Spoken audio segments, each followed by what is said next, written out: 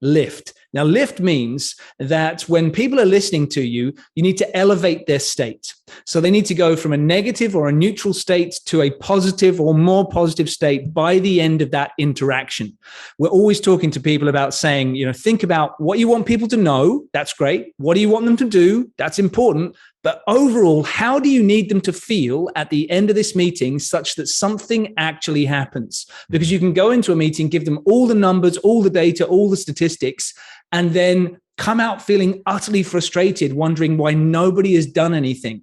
And it could be because they just simply weren't moved. So if you've got to move people into action, I encourage you to go into a meeting thinking, how am I going to lift them? What feeling do they need to have by the end of this meeting such that something will happen on this project, something will happen on this data? So go in not just with the logic, but concerned with how you want them to feel.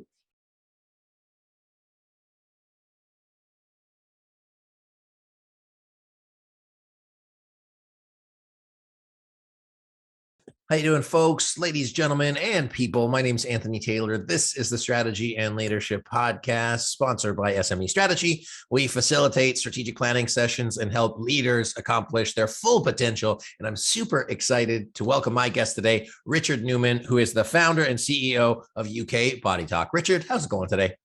Yeah, very good. Thank you so much for having me. It's my pleasure. I'm, in the context of helping leaders get to their next level, I'm really interested in hearing about, your perspectives on not only communication, but why it's so important for leaders to be able to do it effectively. So maybe you can tell our listeners a little bit about who you are and how you got to where you are right now. Sure. So, as you mentioned, I'm the founder of UK Body Talk. I've been running this brilliant team of people now for about 22 years. And the place that we get involved with working with managers and leaders is very typically, as you and I were just discussing, that people get to a certain stage of their career where perhaps they are a brilliant engineer or they're a brilliant financial analyst. And then they get to a point of being promoted to being the manager or the leader in that part of their organization. And suddenly they need a whole range of communication skills they've never needed before. They need to present to larger audiences. They need to resolve conflict, negotiate with people. And it requires a level of executive presence, as people often put it, that they never needed to have before. And so we come in to help them make sure they can get things done. We want to make sure they can inspire their team, motivate people, take complex ideas and turn it into concise and meaningful messages so that they turn their ideas into actions and get the results they deserve. Cool. And so what is the most common pain that you see people have? Conceptually, if you got to that level of leadership, you must have some degree of competent communication. And it's like, well, incrementally better. So is it that they're trying to get implementary better, or is there something that really hurts that is holding them back from getting to that next level in your experience? Yeah, well, to give you a real example, there was a guy that we trained once where he'd been turned over for promotion to senior leadership a couple of times. And someone said, hey, go and get some coaching with the Body Talk guys. So he brought us in and he said the feedback he'd been given was you're all sausage and no sizzle. Meaning that you've got all the qualifications you need. You just, there's no spark. You don't come to life. Nobody's really engaging when you talk. And so that's what I love to do with people, is to take people who are bright, they're very knowledgeable, and make sure that they can take that knowledge and bring it to life, put things into action. And so often the pain point that people have at that time too is they think, well, if I've got this far through my life with this level of communication skills, can I really get any better? Is that possible? There's a big misconception of people saying some people are born to communicate and other people aren't. And I'm always telling people that is just not the case. If you see people who are appearing to be naturally great communicators, it could be very simply that early on they were encouraged to be more communicative. They had more opportunities perhaps to express themselves. They may have done more parts in plays when they were a child, got involved more with show and tell. They may have had more opportunities just at weekly meetings to do updates with people. And it's a skill that you gradually can build up. And if you haven't needed that because you've been with your head down in books, going through spreadsheets, and you've never needed to put your head up, you just haven't developed that skill. And what I love to do is just to allow people to expand their potential, to see there's all this potential there waiting for them, because human beings are phenomenal at communication. So if you think about it, we're not that good at anything else. We can't outrun a squirrel, we're not that strong compared to other species, but we're very good at communication. And so all you have to do is really understand exactly what's required of you to connect with people and to bring them on a journey with you to succeed then in leadership. Yeah, I get that. I mean, what I'm seeing from our work in the strategy realm and working with the leadership teams is that we see a lot of people that are technically good, but have never been brought up to that level of leadership and the capacities that require, including but not limited to communication, which is obviously two-way, both speaking and hearing. One of the things I thought was really interesting, which I've never heard the expression, all sausage, no sizzle, and is that like you can communicate information really well, but if it's not inspiring people, like bringing them to life, which is literally like breathe life into, then it doesn't make a difference. And I don't know if you've seen Don't Look Up, the new like Netflix movie, where he's like, hey, like don't just give numbers, because it doesn't actually move people in that. And it's not like inspiring like hype, but it's actually making sure that not only are you giving the information, but the information is, I assume, acted on. Is that kind of where you guys approach? Right. Yeah, I think Don't Look Up is a great place to talk about too. So for anyone who hasn't seen it, Leonardo DiCaprio knows that in 6 months we're all finished unless we can get rid of this great big rock that's hurtling towards Earth. And then he goes to speak to the president, and nobody's listening to him because he's got all the knowledge and he's talking in very technical terms, and nobody's coming with him.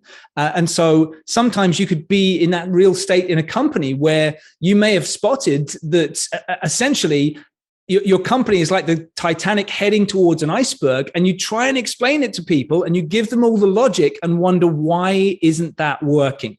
So here's the key concept, I think, to put across on this. We talk to our clients about the subject of lift. Now, lift means that when people are listening to you, you need to elevate their state. So they need to go from a negative or a neutral state to a positive or more positive state by the end of that interaction. We're always talking to people about saying, think about what you want people to know. That's great. What do you want them to do? That's important. But overall, how do you need them to feel at the end of this meeting such that something actually happens? Because you can go into a meeting, give them all the numbers, all the data, all the statistics, and then come out feeling utterly frustrated, wondering why nobody has done anything. And it could be because they just simply weren't moved. So if you've got to move people into action, I encourage you to go into a meeting thinking, how am I going to lift them? What feeling do they need to have by the end of this meeting such that something will happen on this project, something will happen on this data? So go in not just with the logic, but concerned with how you want them to feel. I love it. And I never actually heard about it or thought about it in that way. I want to just take 2 steps back on one of the things that you had said about like getting better at it. Because I think there's getting better as hey, I'm a good communicator, but am I effective at communicating? And some of it is how you say. And I also feel like some of it is how you feel about yourself. Like I personally believe I learned to not care so much through training. And that actually made me an effective communicator. So it's not necessarily what I'm saying, but it's kind of like my doubts, thoughts, and feelings about that. So before I ask you my next question, how does internal state play into the ability to communicate effectively? Yeah, I think that's a great point, because so many people that we've trained 100,000 people these last 20 years. And I'd say the majority of them have exactly that sense that they're kind of in their head. And when they're speaking, they're overanalyzing themselves or overanalyzing the situation. And so they're not connected with the other people. And they leave the room having not achieved the job because of that position. So what I like to give people is 2 things. So firstly, before you go into a room, it's key to have internal validation. which is that you're not going into the room to impress people. You're not going in there to get them to like you. You're not going in there concerned with their reaction. You know that you are going in with good values, good principles, with an ethical reason to move something forward. And you'll do everything you need to do based on that. And you don't need validation from other people. By doing this, it settles your mind, it settles your heart rate, it lowers your stress levels. There's great experiments that have been done on this. A nice classic one in Germany in 2015, showing that if you have internal validation and you go into a job interview, you're more likely to get the job and you'll feel more calm. But the secondary piece to do is going in the other direction, is don't focus on you, focus outwards towards lifting them. So by doing that, it gets you totally out of your head thinking, I know I'm a good person. I know I'm here based on good values, and I'll do everything I can to lift you from where you are towards where we need to be to get this done. Hey, sorry to interrupt. It's Anthony here again. I just wanted to let you know if you're enjoying today's episode, I'd love it if you could give us a review and a comment to let us know where you're listening from. It means a lot to us. It helps us with the algorithm. It also helps us get into the hands of more people so that we can keep bringing great guests onto the show. So please do that. Also, if you or your team are planning a strategic planning offsite coming up, please reach out to us. We'd be happy to see if we're a fit to facilitate, to support you and your team getting on the same page and getting clear about where you want to go. So you can visit SMEstrategy.net or click the link in the description. We'd appreciate both of those things. And now get us back to the episode. Cool. I love that. There's a lady on TikTok who she became famous because she talks about Excel, like arguably the most boring thing in the world. But what she does is she does dances when she's talking about spreadsheets and queries and whatever. But she was interviewed by Forbes or something like that. And she said, the number one thing I need to do is to put myself in a generative state where I am mentally right before I do that. And everything comes out. And so it's when you have the right context, your ability, even with the same message, your communication becomes more effective. So I want to, go ahead. Yeah, I've got a thought on that, which is when I was back at school, I was good at science, I was good at maths, but I was always bored by physics. And we had a teacher who just had apathy towards the subject. And one day, just one day while I was at school, this is like in high school years, he was sick. And so the head of the physics department came in and he blew my mind. He was extraordinary. He was talking about how these protons and electrons were storming down the highway with like a double-decker bus size object that was hurtling around. And I thought it was amazing. And if he'd been my physics teacher during high school, I would have gone into physics. But then the next day, the other physics teacher came back and they were teaching the same subject. But because he put himself in that elevated state, he had us totally transfixed. And as soon as the other teacher came back, we started playing out and not paying attention. So it's not necessarily the subject, but it's your intention towards that subject that matters. Yeah, absolutely. I mean, it's one of the things just to, promote ourselves, because why not? It's my podcast, so I can do what I want.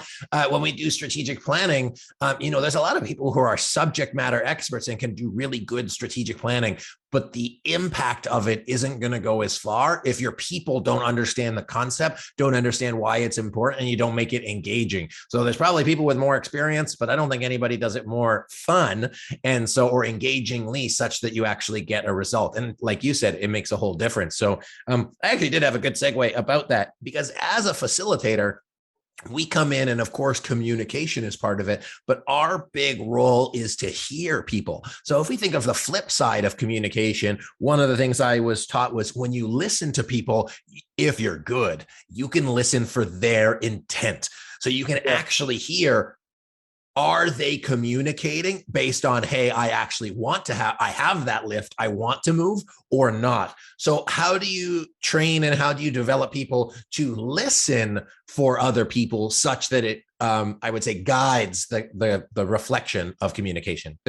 Does that land? Yeah. You get what I mean? Yeah, it does. Absolutely. So I've always been a really intent listener and a literal listener. So I mean, sometimes people say, hey, I can't get good at communication. And I say to them, when I was young, I was shy. I'm highly introverted, always have been. And I have high functioning autism. If I can do it, you can do do it. But the gift, the superpower that I get from the high functioning autism is I've been a very literal thinker, and I listen to every word, and I'm concerned with every word. And what I've noticed, and which we coach clients to do, is don't focus so much on the words in the foreground, focus on the words in the background.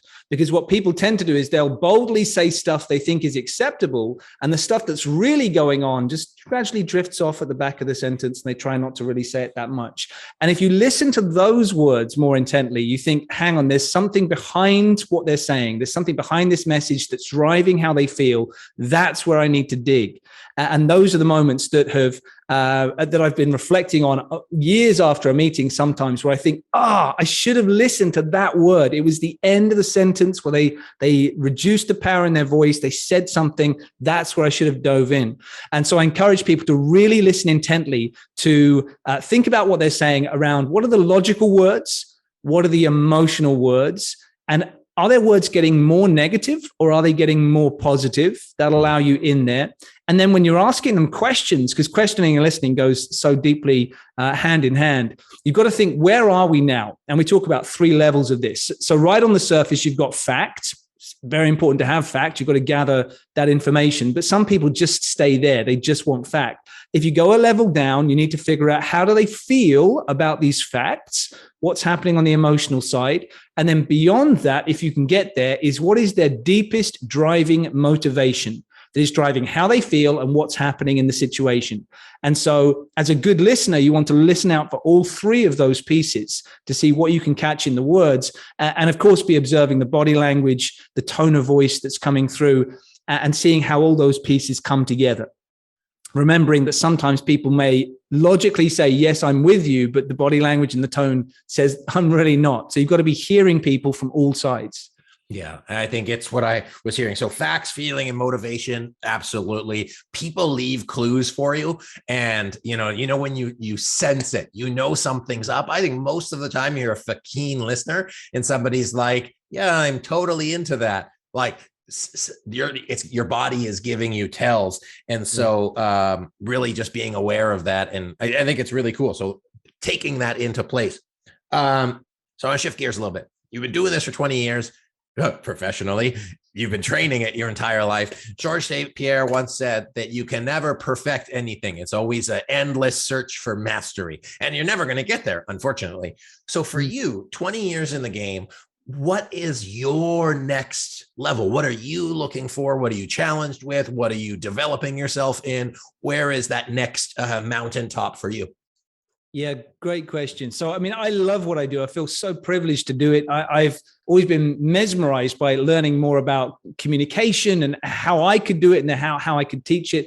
It's always been my space. And what keeps me going is seeing the reward from people that we teach, seeing how much they change at the end of 2 days, that they feel lit up to expand their potential. So the places that I'm heading into, that I keep on researching at the moment, is 2 areas, really. Firstly, what is there more that I can do to take a leader and expand their potential further? Like, what parts of themselves do they need to grow into in this new world that we're all facing? We've got a virtual or hybrid future that we just need to understand is here in one way or another forever now. Like it's the way of business has completely changed. So what do we need to grow into? And the particular keen area of interest we have there is how to ensure that people feel deeply connected and deeply fulfilled, even if they're not with other humans, because there's so much more physical separation that's happening now, and it will continue to be that way. The level of human connection, the level of being around other human beings we used to have, I don't think is coming back. You're going to have a lot of people